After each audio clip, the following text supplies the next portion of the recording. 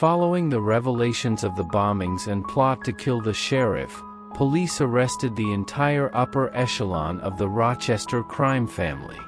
Boss, Samuel "Red" Rosati, underboss Sammy G. Gingello, advisor Rene Picaretto, capo Thomas Murata, and soldier Eugene DiFrancesco were all arrested and charged with the murder of Jimmy Hammer Massaro.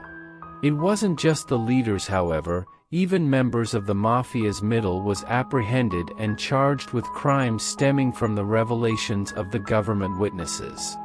Showing widespread local corruption, some of the arrested included Union leader Samuel C. Campanella, Teamster Anthony Gingello, lawyer Samuel J. DiGitano, Rochester's fire chief Joseph Nalori, and capo Richard Marino, all whom played various roles in these high-profile crimes. The information provided by the cooperating witnesses was corroborated with extensive surveillance reports of the Monroe County Sheriff Department.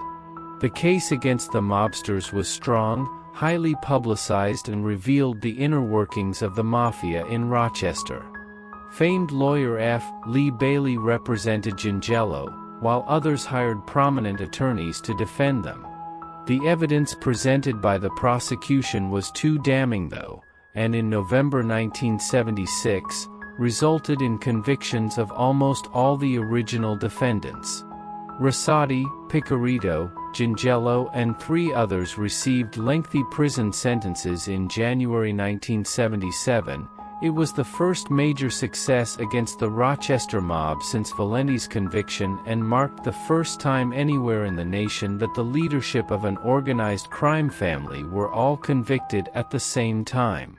Unfortunately for the police, allegations of perjury during the Massaro trial sparked an investigation into the Monroe County Sheriff Department.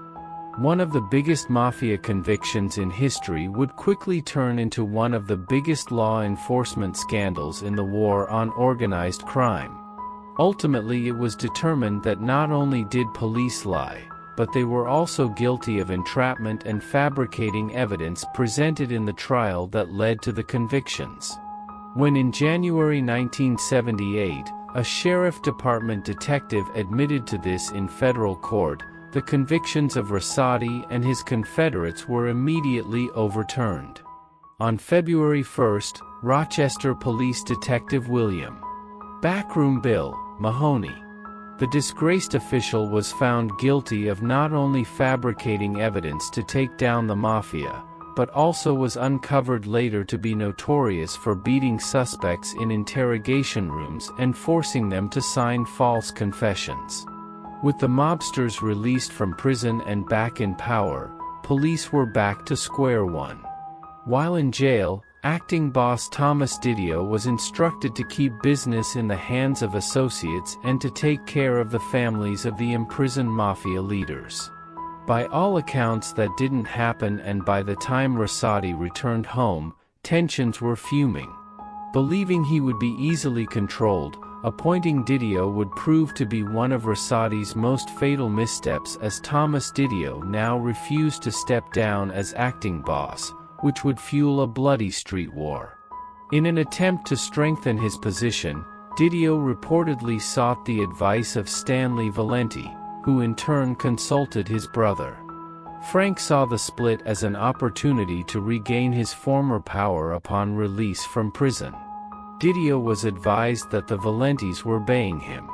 He was also promised the support of Pittsburgh's mafia with the stipulation that it would only come if they were successful in overthrowing the leading faction. Through this outreach, he earned the allegiance of several mobsters, including Ross Chirico, looking to avenge his slain brother Dominic's death, and Angelo Vaccaro. Towards the end of 1977, Didio and his followers were confronted by Rosati's close friend and Teamster official Johnny Flowers Fiorino, who relayed the message that the old guard was coming home and it was time for him to go. Fiorino beat the renegade group to a bloody pulp and forced them into hiding just as Rosati returned to Rochester. Both law enforcement and the media had followed these developments on the street with interest. The main players of the factions were quickly identified and popularly dubbed the A-Team, those loyal to Rosati, and the B-Team, the Valenti and Didio supporters. The inevitable struggle that would follow therefore became known as the Alphabet War.